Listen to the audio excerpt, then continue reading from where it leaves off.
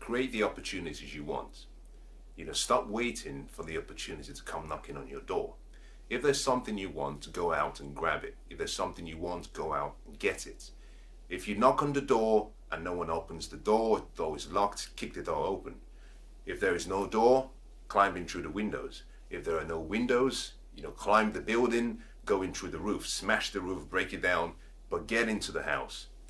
You see, life doesn't give you what you want. Life will only give you what you deserve. You see, life expects you to pursue it. If there's something that you have a passion for, it's that life wants to assess the level of your passion.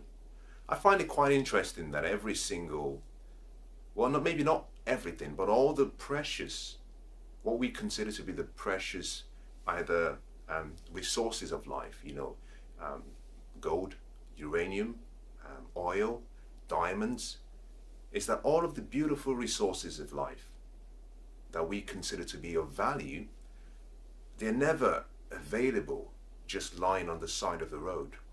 In most cases, you have to go digging for it. And in most cases, they are normally hidden in the most unlikely locations. And that is because life expects you to be deserving of what you get.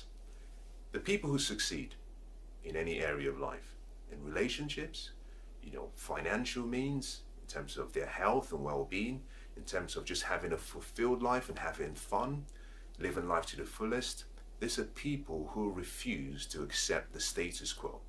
These are people who decided that I will write my story myself. I am going to find a canvas, a blank canvas, and I'm going to paint the picture that I want. When life hands you or deals you a card, look at the card that has been dealt you and ask yourself the question, is that acceptable? If it's not acceptable, flick the card away, decide what you want, create a vision of what you want, decide what it would look like, feel like, taste like, be like when you achieve it, and then promise yourself that you will never let go of that dream. And then the most important part is take action and march towards the direction of that dream. Those who succeed in life are those who get knocked down and they get up. They get knocked down and they get up. You see, it's not about usually how hard you fall to the ground. Once you fall to the ground, the first thing you have to remind yourself about is your dream. If you have a dream, and if your dream is big enough, there is no adversity, there is no setback, there is no crisis, there is no challenge, there is no human being that can stop you from having what you want. But it all begins with having almost an obsession towards either a desire you have, a burning passion you have, or a purpose you have, something you want with all of your heart. My question to you is, what are you willing to continue to live your life without? Now think about that question very carefully. What are you willing to continue to live your life without?